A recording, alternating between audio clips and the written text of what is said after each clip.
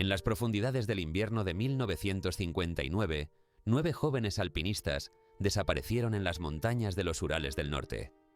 Cuando finalmente los encontraron, la escena era tan perturbadora que incluso los investigadores más experimentados quedaron paralizados por el horror. Algunos cuerpos estaban semidesnudos bajo temperaturas de 30 grados bajo cero. Otros presentaban traumas internos masivos sin una sola marca externa.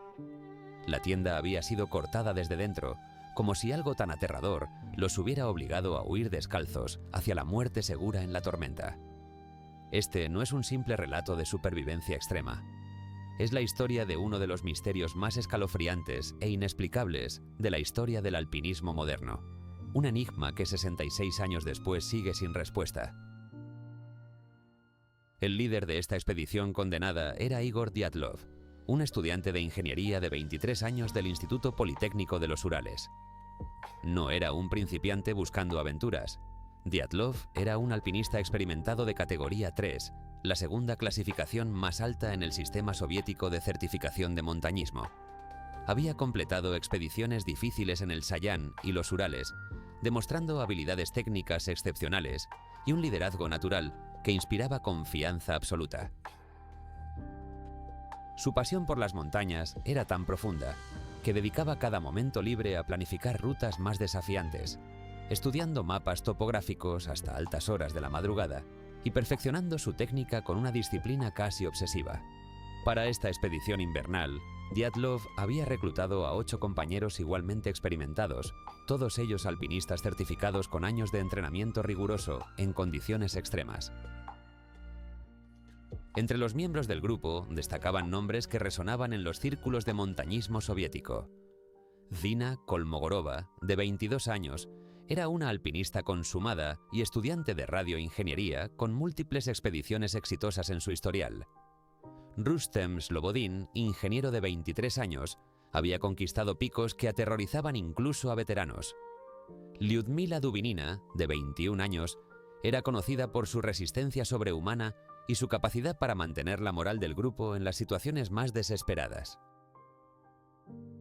Alexander Kolevatov, de 24 años, poseía conocimientos técnicos de meteorología y navegación que lo convertían en un miembro invaluable.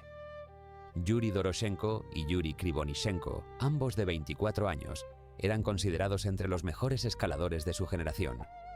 Nikolai Thibaut Brignol, de 24 años, y Alexander Zolotaryov, de 37 años, completaban este grupo de élite con décadas combinadas de experiencia en terreno alpino. Si aún no lo has hecho, suscríbete a la cara B de la montaña para descubrir más historias que revelan el lado más oscuro y misterioso del alpinismo. Aquí exploramos los casos que otros canales prefieren ignorar, las tragedias que desafían toda explicación lógica y los secretos que las montañas guardan celosamente. Activa la campanita para no perderte ningún episodio de esta investigación sobre el paso Dyatlov y otros enigmas que continúan sin resolver. La ruta que Dyatlov había planificado era ambiciosa pero no suicida. El objetivo era realizar un recorrido de 300 kilómetros desde la ciudad de Ivdel hasta el monte Otorten, una expedición clasificada como categoría 3, la más alta dificultad en el sistema de clasificación de rutas soviético. El plan contemplaba 16 días de travesía a través de territorio virgen, cruzando valles helados, bosques densos de taiga y pendientes expuestas a los vientos catabáticos que descendían desde las cumbres. No era una ruta para turistas. Requería navegación precisa con brújula y mapa en condiciones de visibilidad cero, habilidades avanzadas de supervivencia invernal y la capacidad mental de mantener la cordura cuando la temperatura corporal comienza a descender peligrosamente. Pero para este grupo de expertos, representaba exactamente el tipo de desafío que los había atraído al alpinismo desde el principio. Los preparativos fueron meticulosos hasta el más mínimo detalle. Dyatlov había coordinado personalmente el equipo, asegurándose de que cada miembro llevara ropa térmica adecuada, sacos de dormir clasificados para temperaturas extremas, provisiones suficientes para 3 semanas y equipo de navegación de respaldo. Llevaban una tienda especialmente reforzada, capaz de resistir vientos de 120 km por hora. Sus esquís eran de fabricación profesional, diseñados específicamente para travesías de larga distancia en nieve profunda. Las provisiones incluían conservas, chocolate, galletas fortificadas y té concentrado, todo calculado para proporcionar las 3000 calorías diarias necesarias para mantener la temperatura corporal en condiciones árticas. Incluso habían incluido una cámara fotográfica y diarios personales para documentar cada etapa de la expedición. Nada sugería improvisación o negligencia. Antes de continuar con esta historia, me gustaría saber, ¿desde dónde nos estás viendo? Déjame en los comentarios tu país o ciudad. Es fascinante saber que estas historias de montaña conectan con personas de todo el mundo, y me encantaría conocer de dónde viene nuestra comunidad de exploradores de misterios alpinos. El 23 de enero de 1959, el grupo partió en tren desde Sverdlovsk hacia la ciudad de Ivdel, el último punto civilizado antes de adentrarse en la naturaleza salvaje de los Urales del norte. La atmósfera era de optimismo contagioso y camaradería. Las fotografías tomadas durante estos primeros días muestran rostros sonrientes, bromas entre compañeros y la energía característica de alpinistas experimentados enfrentando un desafío digno de sus habilidades. El 26 de enero llegaron a Vizhai, un pueblo remoto de leñadores que marcaba el verdadero comienzo de la expedición. Aquí cargaron sus mochilas finales, verificaron el equipo una última vez y se despidieron de la civilización. Desde este punto, estarían completamente solos, dependiendo únicamente de sus habilidades y del equipo que llevaban en sus espaldas. Pero había un 10º miembro que debía acompañarlos. Yuri Yudin, estudiante de 21 años y amigo cercano de Dyatlov, había planeado completar toda la expedición junto al grupo. Durante los primeros días de travesía, Yudin marchaba con sus compañeros, compartiendo el peso del equipo y la emoción de la aventura. Sin embargo, el 28 de enero, después de solo 3 días en la ruta, Yudin comenzó a experimentar dolores intensos en la espalda y las piernas, síntomas de una ciática que se agravaba peligrosamente con cada kilómetro. La decisión fue inevitable y desgarradora. Con lágrimas en los ojos, Yudin se despidió de sus 8 compañeros y emprendió el regreso solitario hacia Vizhai. Fue la última persona que los vio con vida. Esa decisión, tomada por dolor físico y prudencia médica, lo salvaría de un destino que aún hoy desafía toda comprensión lógica. El grupo continuó su marcha hacia el norte, adentrándose cada vez más en territorio inexplorado. Las entradas del diario de Dyatlov durante estos días reflejan confianza y buen ánimo. Describía el paisaje invernal como hermoso pero implacable, los bosques de taiga cubiertos por mantos de nieve virgen, el silencio absoluto interrumpido solo por el crujido de sus esquís y el silbido del viento entre los árboles milenarios. Las temperaturas nocturnas descendían regularmente por debajo de los 25 grados bajo cero, pero el grupo estaba preparado. Montaban el campamento con eficiencia militar, encendían fuegos para cocinar y secar la ropa húmeda, y mantenían la moral alta con canciones y relatos de expediciones anteriores. Nada en sus escritos o fotografías sugería problemas graves. Todo parecía desarrollarse exactamente según el plan meticulosamente diseñado por Dyatlov. El 1 de febrero de 1959, el grupo alcanzó el borde del bosque en la base del monte Kholat Syakhl. El nombre de esta montaña, en el idioma mansi de los pueblos indígenas locales, significaba literalmente montaña de los muertos. Los mansi evitaban este lugar, contando historias ancestrales de espíritus malignos y desapariciones inexplicables.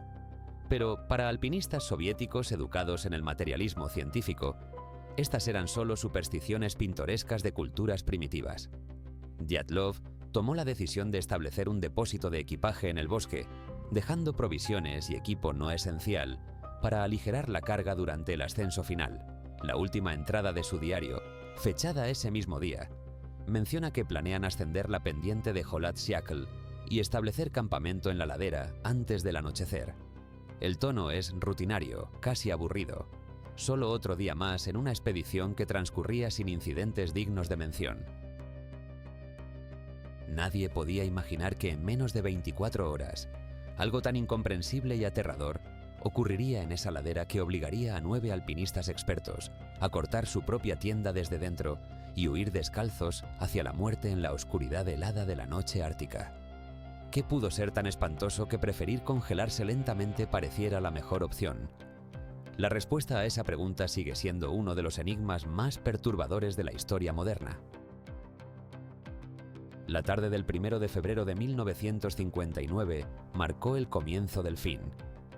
El grupo de Dyatlov había ascendido por la ladera noreste del monte Kholat-Syakhl, avanzando contra vientos que alcanzaban los 60 km por hora y temperaturas que rozaban los 25 grados bajo cero. Según las reconstrucciones posteriores, basadas en sus últimas fotografías y entradas de diario, alcanzaron una altitud aproximada de 1.480 metros cuando decidieron establecer el campamento. Era una decisión extraña para alpinistas experimentados. La ladera estaba completamente expuesta a los elementos, sin protección natural contra el viento ni acceso fácil a leña para fuego. Solo 1 kilómetro más abajo, el bosque les habría ofrecido refugio y recursos vitales. Pero por razones que nunca sabremos, eligieron quedarse en ese lugar desolado y vulnerable. Las últimas fotografías recuperadas de sus cámaras muestran al grupo montando la tienda bajo un cielo gris plomizo. Los rostros ya no sonríen como en los primeros días de la expedición. Las expresiones son tensas, concentradas, los movimientos rígidos por el frío penetrante que atravesaba incluso las capas más gruesas de ropa térmica. Una imagen particularmente inquietante muestra a Semyon Zolotaryov, el miembro más experimentado del grupo, mirando directamente a la cámara con una expresión que los investigadores posteriores describirían como perturbada o preocupada. En otra fotografía, tomada probablemente alrededor de las 5 de la tarde, se ve la tienda completamente montada, anclada precariamente en la pendiente nevada. El viento había comenzado a arreciar, levantando cortinas de nieve que reducían la visibilidad a apenas unos metros. Era el tipo de tormenta que los alpinistas llaman infierno blanco, donde cielo y tierra se funden en una masa indistinguible de blanco cegador. La noche cayó rápidamente sobre los Urales, como siempre lo hace en las latitudes del norte durante el invierno. A las 6 de la tarde, la oscuridad era absoluta, quebrada solo por el débil resplandor amarillento de la linterna dentro de la tienda. Las temperaturas comenzaron su descenso mortal hacia los 30 grados bajo cero, con sensaciones térmicas que alcanzaban los 45 bajo cero debido al factor del viento. En algún momento de esa noche, probablemente entre las 9 y las 10, algo ocurrió. Algo tan aterrador, tan incomprensible, que obligó a 9 alpinistas experimentados a tomar la decisión más irracional imaginable: cortar la lona de su única protección contra los elementos y huir descalzos hacia la oscuridad helada. Los cortes encontrados posteriormente en la tienda fueron analizados por expertos forenses. Todos habían sido hechos desde el interior, con movimientos rápidos y desesperados, algunos tan violentos que rasgaron la tela en líneas irregulares, de más de 1 metro de longitud. Cuando el grupo no regresó en la fecha prevista del 12 de febrero, las alarmas comenzaron a sonar. Los familiares contactaron a las autoridades del Instituto Politécnico, quienes a su vez notificaron al Comité de Deportes de Sverdlovsk. Las primeras búsquedas fueron organizadas por voluntarios, estudiantes, profesores y alpinistas locales que conocían a los desaparecidos. El 20 de febrero, grupos de rescate compuestos por más de 30 personas comenzaron a peinar sistemáticamente la ruta planificada por Dyatlov. Avanzaban en formaciones de línea, llamando nombres que solo el viento respondía con su aullido incesante. La vastedad del territorio y las condiciones meteorológicas extremas convertían la búsqueda en una tarea monumental y peligrosamente agotadora. Cada día sin resultados aumentaba la sensación de fatalidad inevitable entre los rescatistas. El 26 de febrero de 1959, un grupo de búsqueda liderado por el estudiante Mikhail Sharabin hizo el primer descubrimiento que helaría la sangre de toda la Unión Soviética. En la ladera de Kholat-Syakhl, a unos 1500 metros de altitud, encontraron la tienda. Lo que vieron desafiaba toda lógica y experiencia en rescate de montaña. La tienda estaba parcialmente enterrada por la nieve acumulada durante casi un mes, pero aún se mantenía en pie gracias a sus anclajes. Estaba desgarrada desde dentro con múltiples cortes largos y violentos. El interior presentaba una escena de caos congelado. Los sacos de dormir estaban abiertos y dispersos. Ropa, botas, provisiones y equipo personal yacían esparcidos como si sus dueños hubieran huido en pánico absoluto. Lo más perturbador era lo que faltaba. 8 de los 9 miembros del grupo habían dejado atrás sus botas. Varios solo llevaban calcetines o estaban descalzos. En condiciones donde cada segundo de exposición sin protección adecuada significaba daño tisular irreversible, habían elegido el suicidio térmico sobre permanecer dentro de su refugio. Las huellas en la nieve contaban una historia aún más desconcertante. Desde la tienda, las pisadas de 8 o 9 personas descendían en fila hacia el bosque de cedros, ubicado 1500 metros ladera abajo. Los investigadores forenses que analizaron estas huellas notaron detalles que los perseguirían durante décadas. Las pisadas eran relativamente ordenadas al principio, como si el grupo hubiera caminado con propósito definido, en lugar de correr en pánico total. Algunas huellas mostraban que personas descalzas o en calcetines habían caminado sobre nieve a 30 grados bajo cero, sin el menor intento de proteger sus pies. Más extraño aún, las huellas no mostraban signos de que alguien los persiguiera. No había pisadas de animales, ni marcas de esquís de otros grupos, ni evidencia de avalancha o deslizamiento. Solo las huellas de las víctimas, descendiendo en silencio hacia su muerte. El primer cuerpo fue encontrado el 27 de febrero bajo un gran cedro, a unos 300 metros del borde del bosque. Era Yuri Krivonishenko, de 24 años, uno de los alpinistas más experimentados del grupo. Estaba vestido solo con ropa interior y una camiseta, descalzo, con las manos congeladas en una posición que sugería que había intentado trepar al árbol. A solo 6 metros de distancia yacía el cuerpo de Yuri Doroshenko, también semidesnudo, con quemaduras menores en manos y pies que indicaban contacto reciente con fuego. Junto a ellos, los restos carbonizados de una pequeña fogata construida con ramas arrancadas apresuradamente del cedro. Las ramas más altas del árbol, hasta 5 metros de altura, mostraban marcas de haber sido rotas por alguien que había trepado desesperadamente, probablemente intentando ver algo en la dirección de la tienda o buscar ayuda que nunca llegaría. A medida que continuaba la búsqueda, aparecieron más cuerpos creando un sendero macabro desde el cedro de regreso hacia la tienda. El cuerpo de Igor Dyatlov fue encontrado a 300 metros del cedro, boca arriba en la nieve, con una mano levantada como alcanzando algo invisible. Llevaba algo más de ropa que los 2 Yuris, pero aún insuficiente para sobrevivir más de 30 minutos en esas condiciones. A 180 metros más arriba estaba Zina Kolmogorova, la única mujer del grupo encontrada en esta primera fase. Su posición sugería que había estado tratando de regresar a la tienda cuando la hipotermia la venció. Las manos estaban cerradas en puños apretados, los labios azules, los ojos abiertos mirando hacia la pendiente que nunca pudo volver a subir. A solo 30 metros de la tienda yacía Rustem Slobodin, como si hubiera colapsado a pocos pasos de la salvación. Las autopsias preliminares de estos 5 cuerpos revelaron hipotermia severa como causa de muerte, pero también presentaban detalles inquietantes. Slobodin tenía una pequeña fractura de cráneo que podría haber sido causada por una caída, aunque no era mortal. Varios tenían contusiones menores consistentes con tropiezos en la oscuridad. Pero lo más desconcertante era la evidencia de lo que los expertos llaman desnudamiento paradójico. En las etapas finales de hipotermia severa, cuando la temperatura corporal desciende por debajo de 30 grados, el cerebro experimenta una confusión fatal que hace que las víctimas sientan un calor abrumador y comiencen a quitarse la ropa. Sin embargo, esto no explicaba por qué habían salido de la tienda semidesnudos en primer lugar, ni por qué algunos cuerpos mostraban que ropa había sido transferida de los muertos a los vivos en un desesperado intento de supervivencia. Pero estos 5 cuerpos eran solo el comienzo del horror. Faltaban miembros del grupo: Lyudmila Dubinina, Alexander Kolevatov, Nikolai Thibault-Brignol y Semyon Zolotaryov. Durante 2 meses, el ejército soviético peinó la zona con cientos de soldados, perros rastreadores y hasta helicópteros cuando el clima lo permitía. La nieve comenzó a derretirse con la llegada de la primavera, revelando lentamente los secretos que el invierno había ocultado. El de mayo de 1959, los últimos cuerpos fueron finalmente localizados, y con ellos, El misterio del paso Dyatlov pasaría de tragedia de montaña a enigma paranormal que desafiaría toda explicación racional durante las siguientes 6 décadas.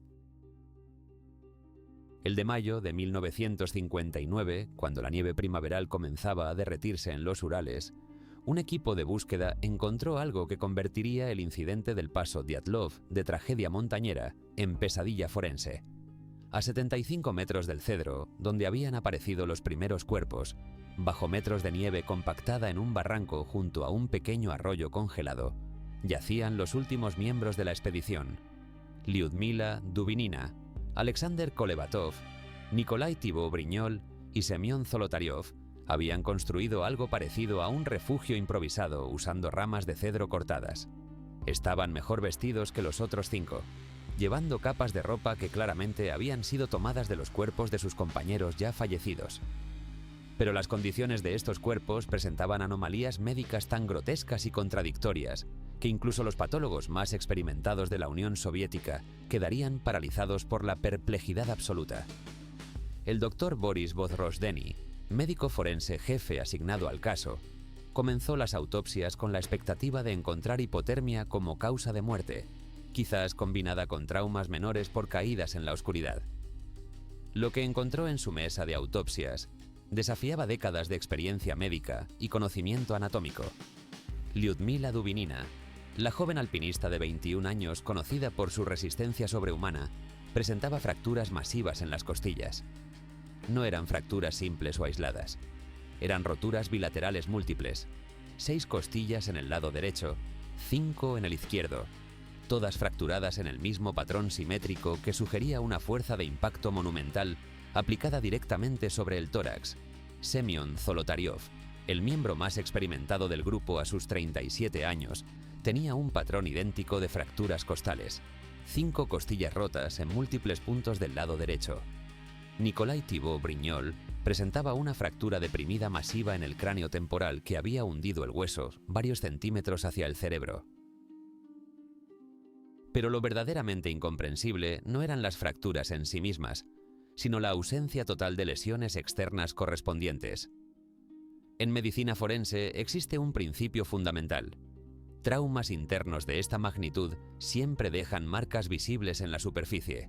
Contusiones, laceraciones, hematomas, abrasiones, algo que indique el punto de impacto.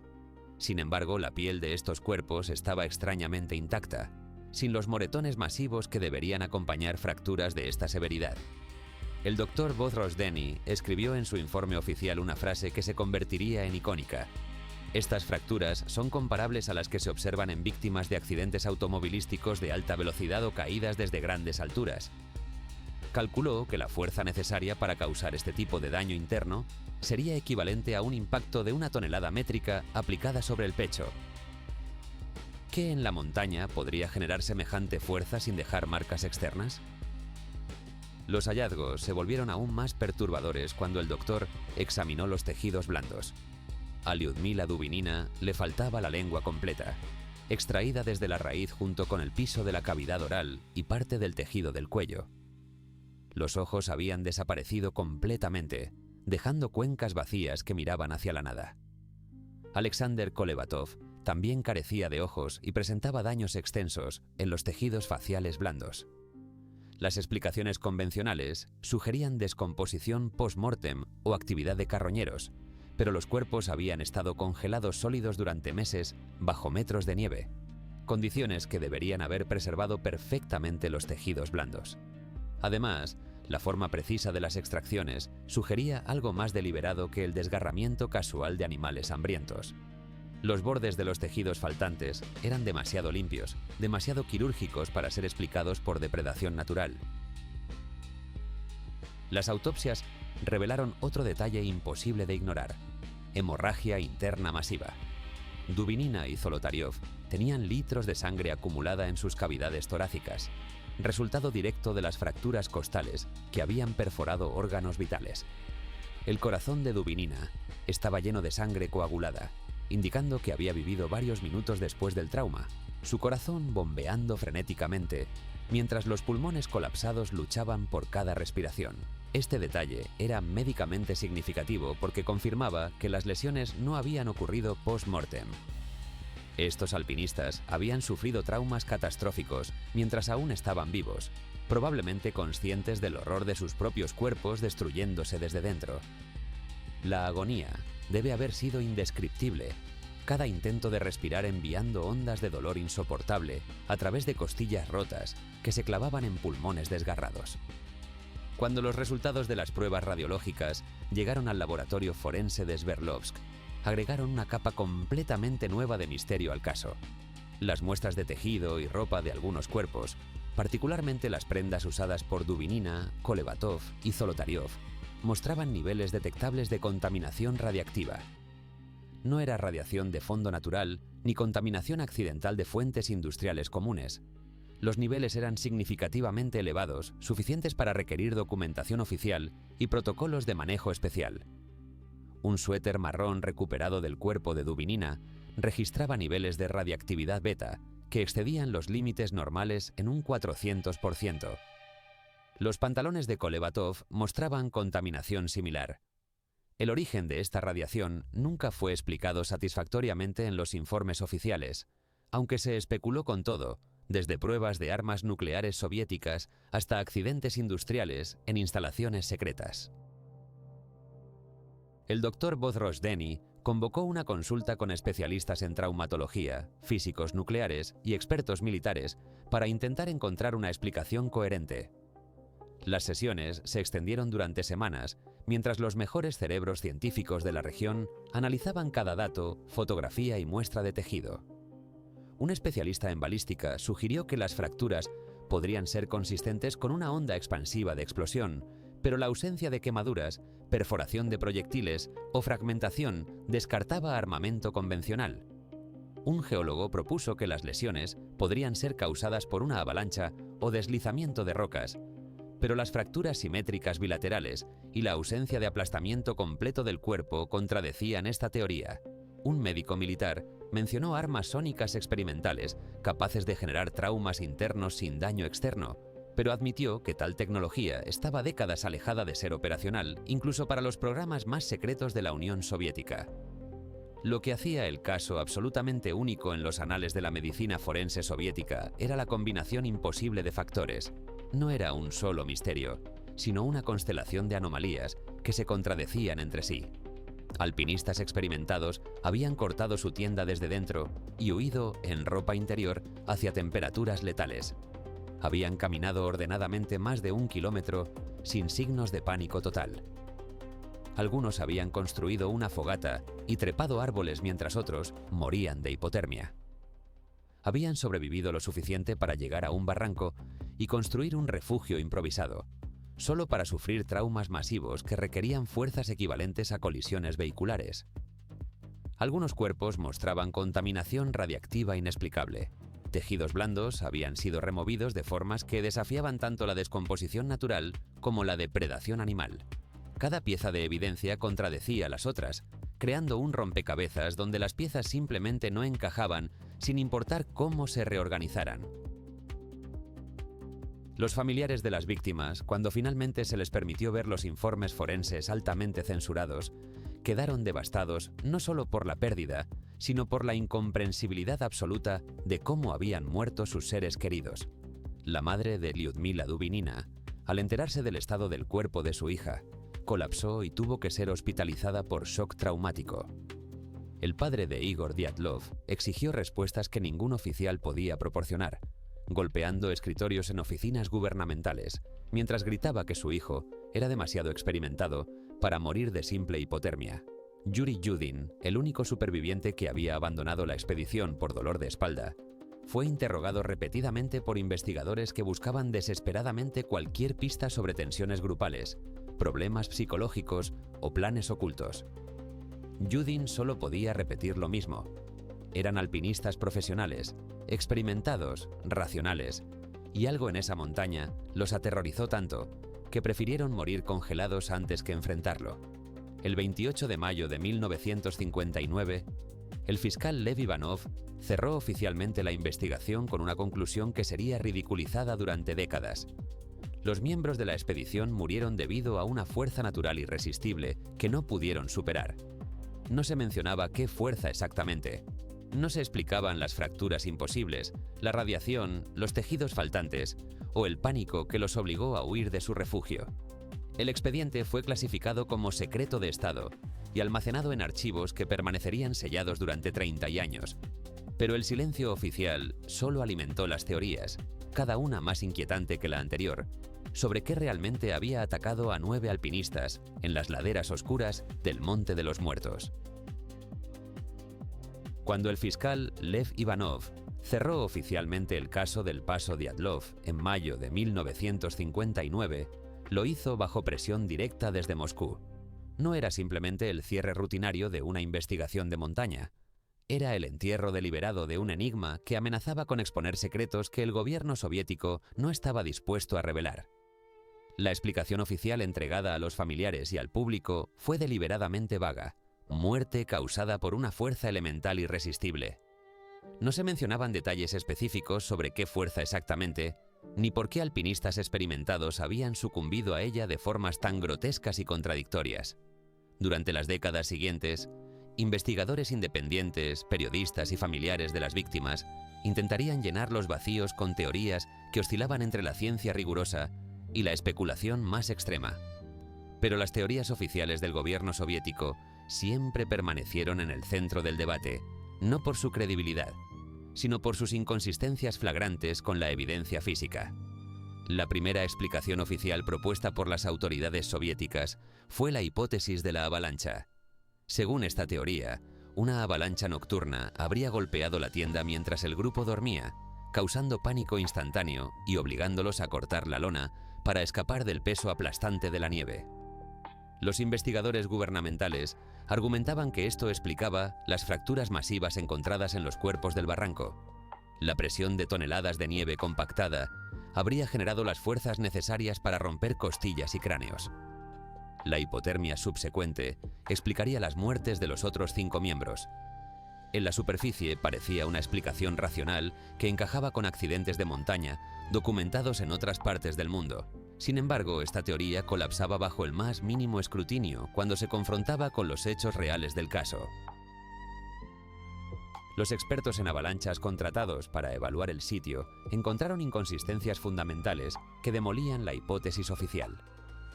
La pendiente donde Dyatlov había establecido el campamento tenía una inclinación de aproximadamente 22 a 23 grados, muy por debajo del ángulo mínimo de 30 grados típicamente requerido para que se produzcan avalanchas significativas. La estructura de la nieve en la zona no mostraba capas débiles ni placas inestables que pudieran colapsar súbitamente. Más importante aún, cuando los rescatistas encontraron la tienda casi un mes después, seguía parcialmente en pie con sus anclajes intactos. Una avalancha con suficiente fuerza para causar las fracturas documentadas habría destruido completamente la tienda, arrastrando la pendiente abajo junto con todo el equipo. Sin embargo, las provisiones, el equipo de cocina y las pertenencias personales permanecían ordenadamente en el interior, como si el grupo simplemente hubiera decidido abandonar su refugio de forma voluntaria. El análisis de las huellas en la nieve proporcionaba evidencia aún más condenatoria contra la teoría de la avalancha. Las pisadas descendían en formación relativamente ordenada, desde la tienda hasta el bosque de cedros, sin los patrones caóticos de personas enterradas luchando por escapar de toneladas de nieve. No había bloques grandes de nieve depositados alrededor de la tienda ni en el camino de descenso, como sería inevitable después de un evento avalanchico. Las fotografías tomadas por los equipos de rescate mostraban claramente que la acumulación de nieve alrededor del campamento era normal para la temporada, sin las irregularidades características de flujos de avalancha. Algunos miembros del grupo habían caminado descalzos por más de 1 kilómetro, algo imposible si hubieran estado previamente enterrados bajo nieve compactada que habría congelado instantáneamente cualquier extremidad expuesta. La teoría de la avalancha no solo era improbable, era físicamente incompatible con la evidencia documentada en el sitio. La segunda explicación oficial se centraba en el fenómeno del desnudamiento paradójico asociado con hipotermia terminal. Los médicos forenses soviéticos argumentaban que cuando la temperatura corporal desciende críticamente, el cerebro experimenta una disfunción que causa sensación de calor intenso, llevando a las víctimas a quitarse la ropa en un último acto de confusión mortal.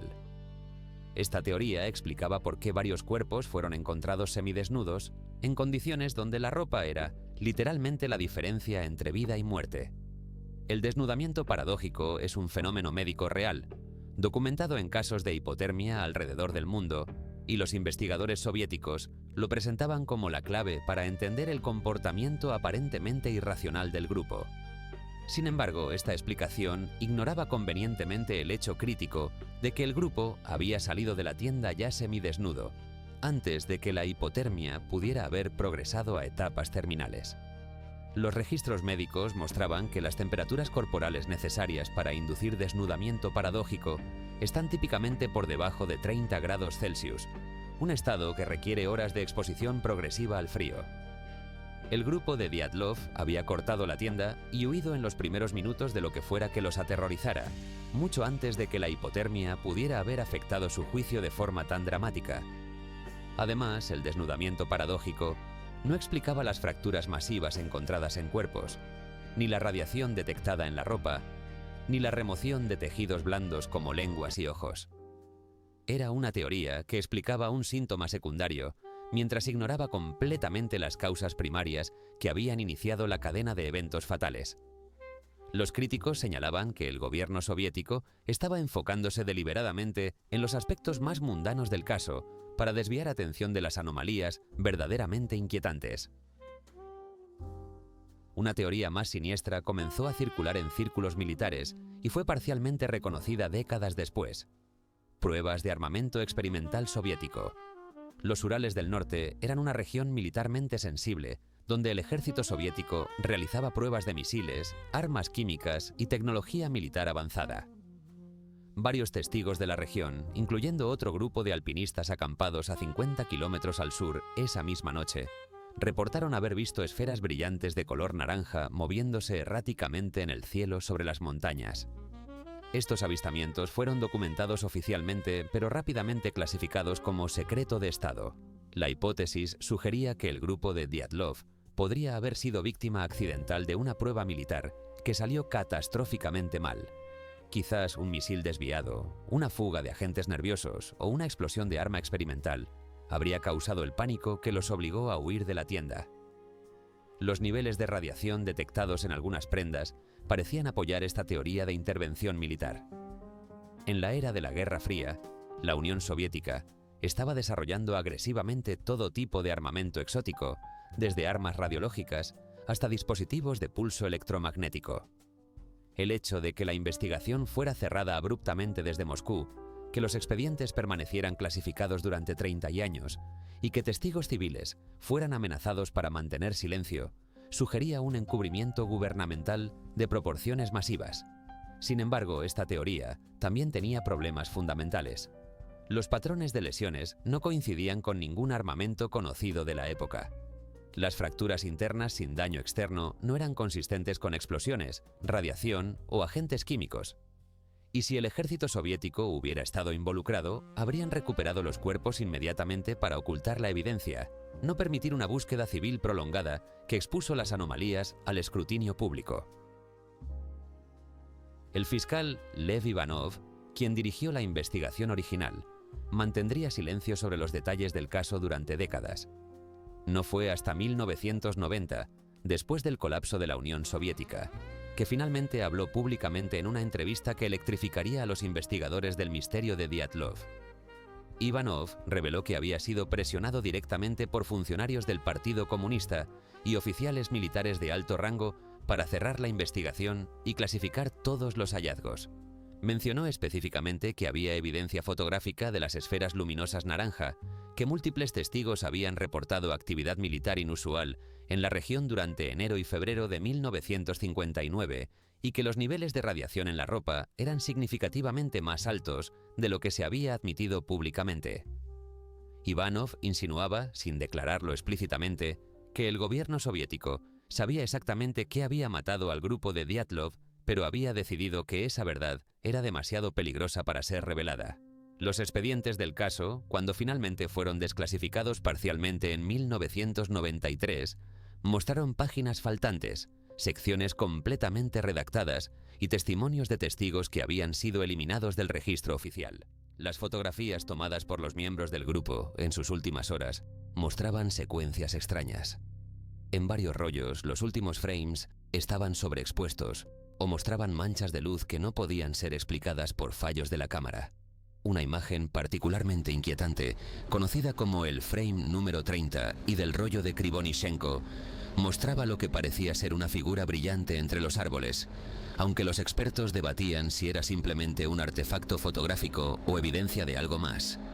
El gobierno ruso, incluso después de la desclasificación, se negó a liberar ciertos documentos citando seguridad nacional, sugiriendo que todavía hay información sobre el incidente que permanece oculta más de 6 décadas después.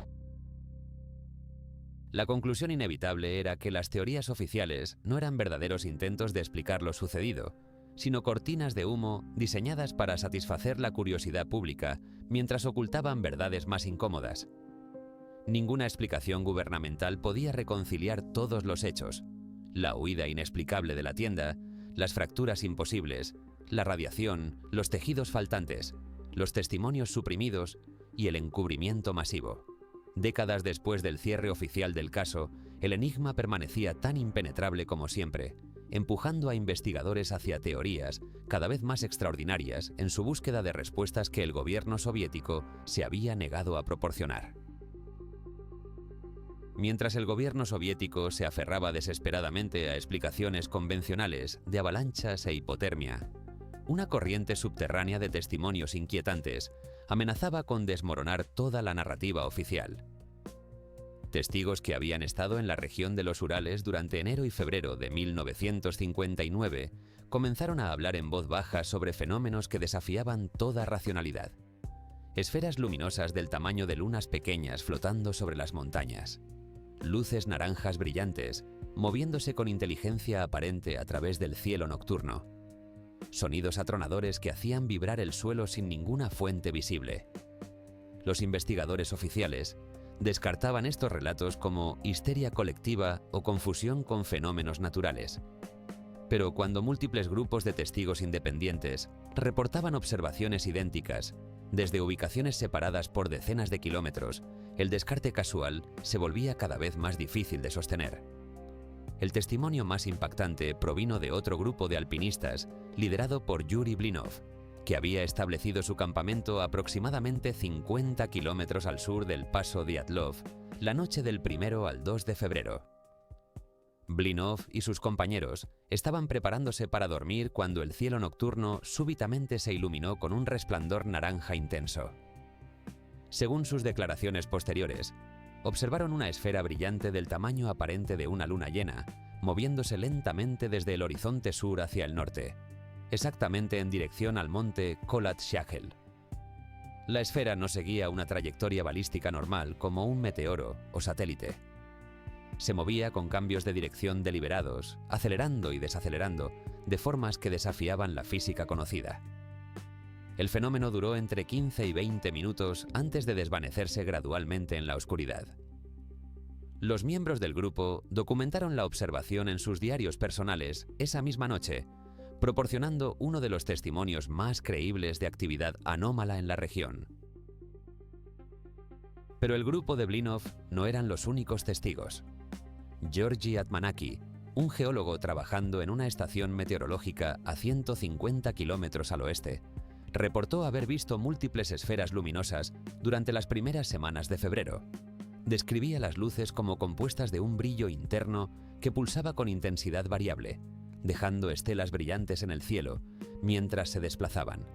Los residentes del pueblo Mansi, más cercano a Kholat-Shachel, reportaron luces extrañas sobre la montaña durante años, aunque sus testimonios fueron sistemáticamente ignorados por las autoridades soviéticas, que consideraban a los pueblos indígenas como supersticiosos y poco confiables.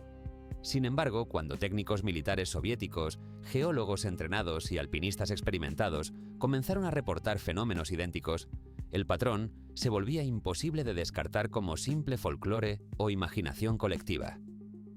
La teoría más científicamente rigurosa surgió de estudios atmosféricos realizados décadas después del incidente.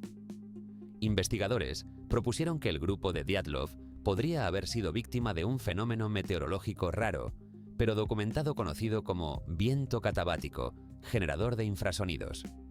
Estos vientos descienden violentamente desde cumbres montañosas, alcanzando velocidades superiores a los 150 km por hora, mientras generan frecuencias sonoras por debajo del umbral de audición humana consciente. Los infrasonidos, entre 8 y 12 hercios, pueden causar efectos psicológicos devastadores en humanos: ansiedad extrema, pánico irracional, sensación de presencia hostil, alucinaciones visuales y auditivas, e incluso resonancia en cavidades corporales que produce dolor físico intenso. Víctimas de exposición prolongada a infrasonidos reportan una necesidad abrumadora e inexplicable de huir inmediatamente de su ubicación, exactamente el comportamiento exhibido por el grupo de Dyatlov. Los modelos meteorológicos de la región mostraban que las condiciones de viento, la noche del 1 de febrero, eran ideales para la formación de vientos catabáticos extremos. La ladera, donde Dyatlov había establecido el campamento, estaba perfectamente posicionada para recibir el impacto total de corrientes descendentes aceleradas por la topografía del monte Kholat Syakhl. La teoría del infrasonido explicaba la huida aparentemente irracional.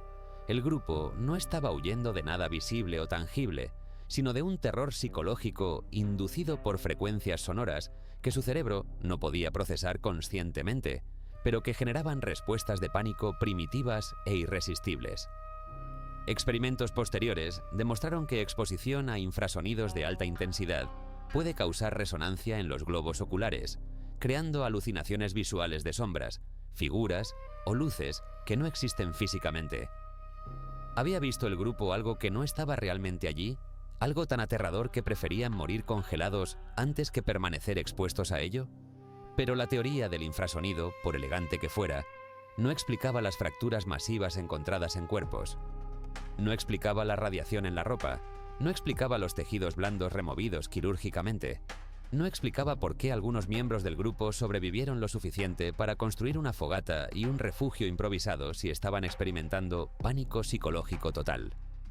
Era otra pieza más del rompecabezas que encajaba perfectamente en un aspecto del misterio, mientras ignoraba completamente otros aspectos igualmente desconcertantes. Los críticos señalaban que los investigadores estaban cayendo en la misma trampa que el gobierno soviético, seleccionando teorías que explicaban lo que podían explicar mientras descartaban convenientemente lo que no podían. Los pueblos indígenas Mansi que habían habitado los Urales durante milenios tenían sus propias explicaciones, transmitidas a través de generaciones de tradición oral. Para ellos, Kholat Syakhl era una montaña prohibida, hogar de espíritus malignos que castigaban a quienes violaban su territorio sagrado. Los ancianos Mansi contaban historias de cazadores que habían entrado en la zona y nunca regresaron, de sonidos inexplicables que resonaban desde las profundidades de la tierra, de luces que bailaban en el cielo durante las noches sin luna. Cuando los investigadores soviéticos entrevistaron a líderes Mansi después del incidente de Dyatlov, estos respondieron sin sorpresa. La montaña había reclamado otra ofrenda, como había hecho durante siglos. Para mentes occidentales educadas en racionalismo científico, estas explicaciones eran primitivas y sin valor. Pero los Mansi señalaban algo inquietante. Sus antepasados habían aprendido a evitar ciertos lugares por razones que la ciencia moderna todavía no comprendía completamente. La presión gubernamental sobre testigos civiles reveló hasta qué punto las autoridades soviéticas querían enterrar aspectos del caso. Familiares de las víctimas que hacían preguntas demasiado insistentes recibían visitas nocturnas de agentes de seguridad que sugerían fuertemente que olvidaran el asunto. Testigos que habían reportado las esferas luminosas fueron contactados por oficiales militares y advertidos de que discutir sus observaciones constituiría divulgación de información clasificada, punible con prisión. Algunos testigos afirmaron haber sido ofrecidos compensación monetaria a cambio de firmar documentos de confidencialidad. El geólogo Georgi Atmanaki fue transferido repentinamente a una estación remota en Siberia Oriental, efectivamente silenciado y aislado de cualquier investigador que pudiera querer entrevistarlo. Este patrón de intimidación sistemática sugería que el gobierno sabía más de lo que admitía públicamente. Una teoría particularmente controvertida, propuesta por algunos investigadores, sugería que el grupo de Dyatlov había presenciado algún tipo de prueba militar ultra secreta, quizás relacionada con las esferas luminosas, reportadas por múltiples testigos. En esta hipótesis, el grupo habría sido eliminado deliberadamente para evitar que revelaran lo que habían visto. Los cuerpos con fracturas masivas habrían sido golpeados por algún tipo de armamento experimental, mientras los otros 5 murieron de exposición después de huir aterrorizados. La radiación en la ropa sería evidencia del tipo de tecnología militar avanzada utilizada contra ellos. El encubrimiento gubernamental masivo y la clasificación de documentos por décadas apoyaban esta teoría de asesinato sancionado por el Estado. Sin embargo, los defensores de la intervención humana directa tenían que explicar por qué ningún cuerpo mostraba heridas de bala, laceraciones de arma blanca o marcas obvias de violencia externa, y por qué el ejército soviético permitiría una búsqueda civil extendida que expuso evidencia potencialmente incriminatoria. Décadas después del incidente, cuando investigadores finalmente obtuvieron acceso a archivos meteorológicos y militares clasificados, emergieron conexiones inquietantes. La región de los Urales era sitio de múltiples instalaciones militares secretas, incluyendo campos de prueba de misiles balísticos, laboratorios de armas químicas y estaciones de radar de alerta temprana.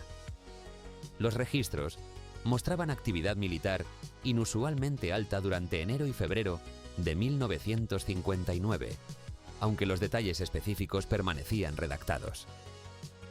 Las esferas luminosas naranja eran consistentes con ciertos tipos de fenómenos asociados con lanzamientos de misiles o pruebas de cohetes, particularmente cuando las etapas de propulsión se separan en la atmósfera superior, creando nubes ionizadas brillantes. Había presenciado el grupo de Dyatlov una prueba militar que salió catastróficamente mal, convirtiéndose en víctimas colaterales de la carrera armamentística de la Guerra Fría. La teoría más extrema y rechazada por la mayoría de investigadores serios sugería intervención no humana, extraterrestre o dimensional.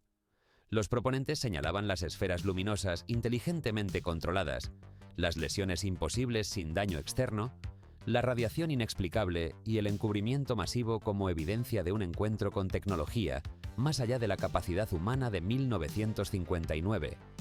Argumentaban que el gobierno soviético había recuperado evidencia de contacto no humano y clasificado todo el caso para evitar pánico masivo. Esta teoría era popular en círculos de entusiastas de fenómenos paranormales, pero carecía de cualquier evidencia verificable más allá de correlación circunstancial y especulación sin fundamento.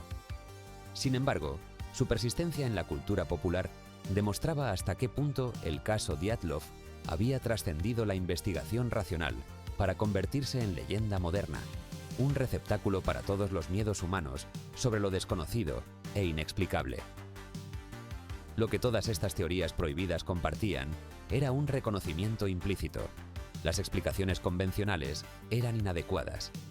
Algo extraordinario había ocurrido en esa montaña, algo que desafiaba categorización fácil en marcos científicos o racionales establecidos.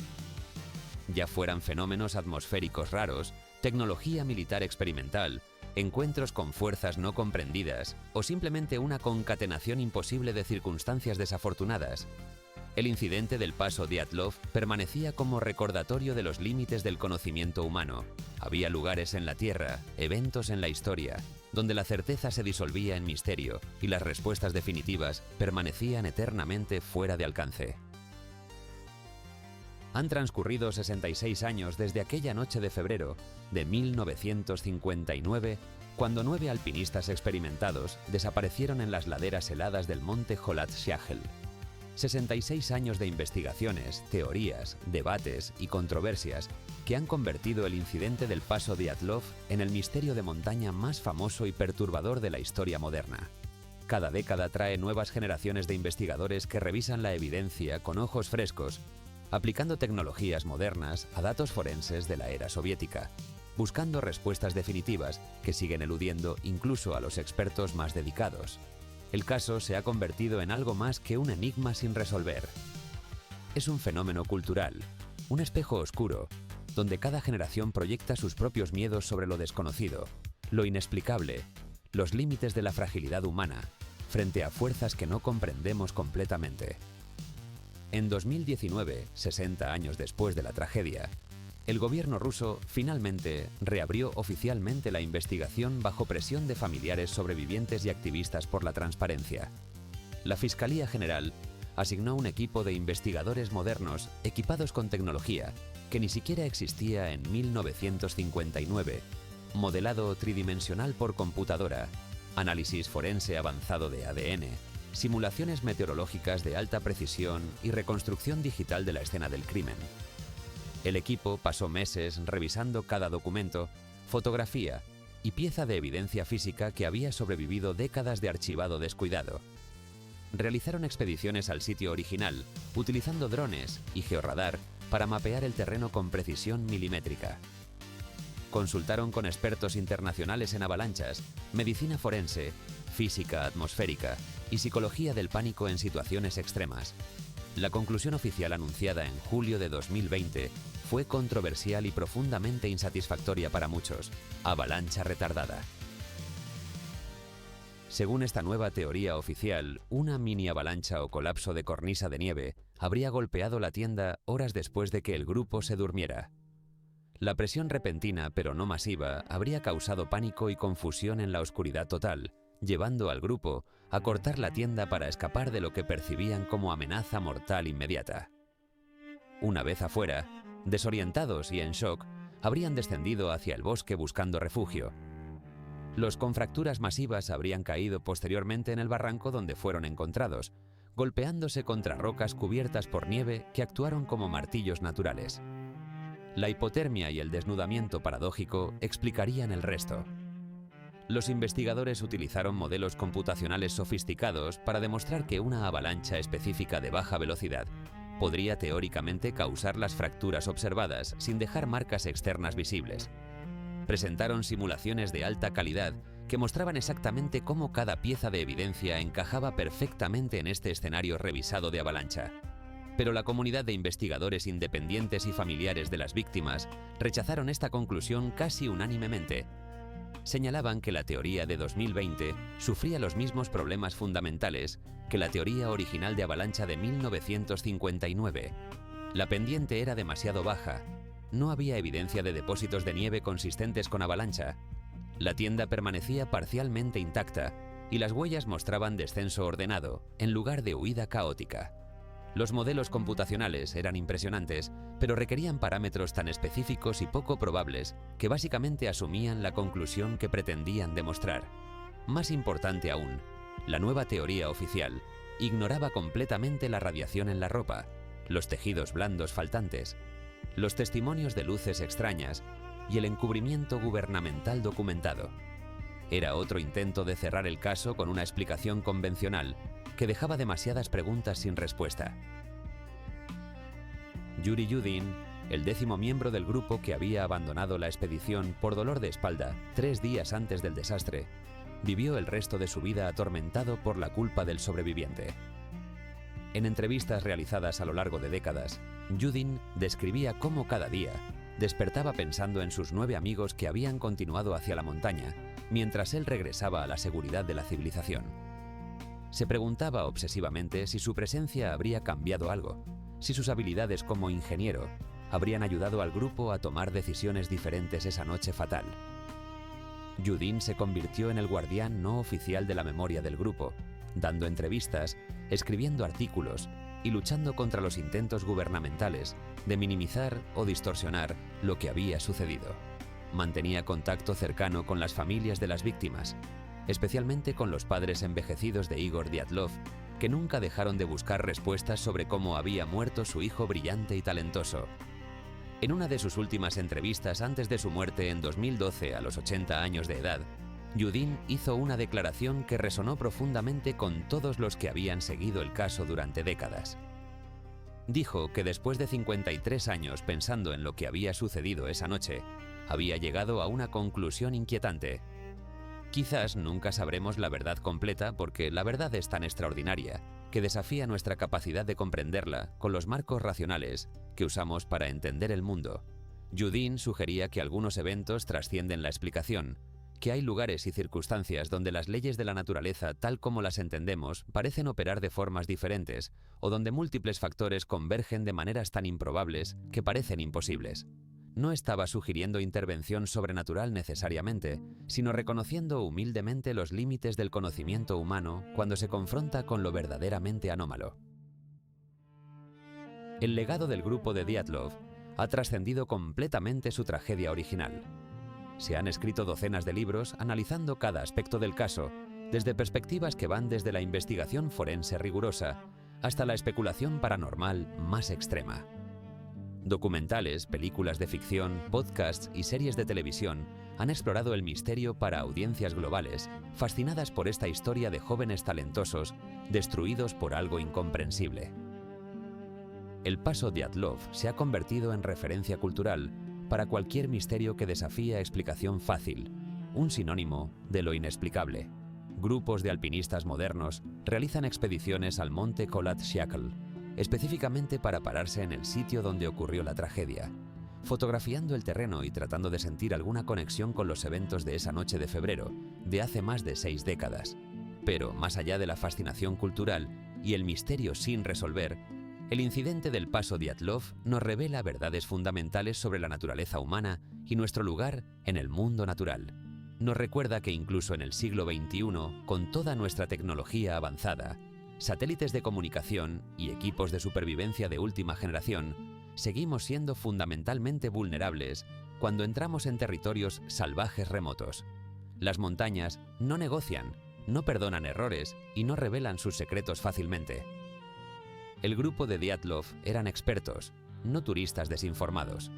Habían entrenado durante años, completado expediciones exitosas y tomado precauciones razonables.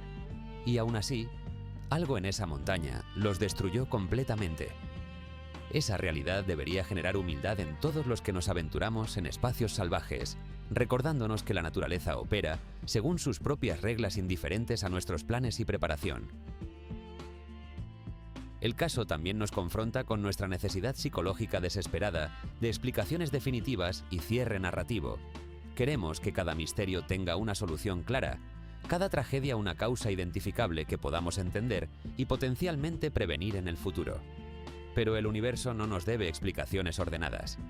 A veces las respuestas son genuinamente ambiguas o imposibles de determinar con certeza décadas después de los eventos. La incomodidad que sentimos ante esta ambigüedad irresoluble revela algo profundo sobre la psicología humana. Preferimos incluso explicaciones improbables sobre la ausencia total de explicación. El caso de Dyatlov permanece sin resolver no porque nadie haya intentado resolverlo, sino quizás porque la convergencia específica de factores que causó la tragedia fue tan única y extraordinaria que no encaja limpiamente en ninguna categoría explicativa existente. Los nombres de los 9 alpinistas que murieron en el paso Dyatlov merecen ser recordados no solo como víctimas de un misterio, sino como seres humanos completos que vivieron vidas llenas de pasión y propósito. Igor Dyatlov, el líder brillante con sueños de exploración. Zina Kolmogorova, la ingeniera talentosa que murió a metros de la salvación. Los 2 Yuris, Doroshenko y Krivonishenko, amigos inseparables que construyeron una fogata desesperada bajo el cedro. Lyudmila Dubinina, cuya resistencia legendaria no fue suficiente contra lo que enfrentaron. Rustem Slobodin, Alexander Kolevatov, Nikolai Thibault-Brignol y Semyon Zolotaryov. Cada uno un individuo con familias que los amaban, sueños que nunca realizarían, potencial que nunca se cumpliría. Su legado no es el misterio que rodea sus muertes, sino el recordatorio de que detrás de cada estadística de montaña hay vidas humanas completas truncadas demasiado pronto.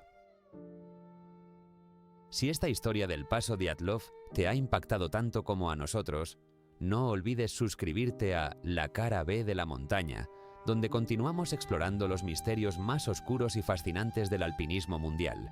Cada semana desentrañamos casos que desafían explicación, tragedias que la historia prefiere olvidar y secretos que las montañas guardan celosamente. Activa las notificaciones para no perderte ningún episodio de esta serie sobre misterios de montaña, que cambiará para siempre cómo ves estos lugares salvajes que tanto nos atraen. 66 años después de aquella noche de febrero en los Urales, el monte Kholat-Syakhl sigue guardando sus secretos. 9 jóvenes murieron allí en circunstancias que continúan desafiando explicación completa a pesar de décadas de investigación intensiva. Quizás algún día la tecnología futura o el descubrimiento de documentos clasificados finalmente revelará qué realmente ocurrió. O quizás el Paso Dyatlov permanecerá eternamente como uno de esos raros casos donde la verdad completa se perdió en la noche helada junto con aquellos que la vivieron. Mientras tanto, el misterio continúa fascinando, aterrorizando y recordándonos que hay fuerzas en este mundo, naturales o de otro tipo, que superan nuestra comprensión actual. Y en esa humildad forzada ante lo desconocido, encontramos quizás la lección más importante que los 9 del Paso Dyatlov nos dejaron: respeto absoluto por el poder de la montaña y reconocimiento de los límites de la resistencia humana cuando se enfrenta a lo verdaderamente inexplicable.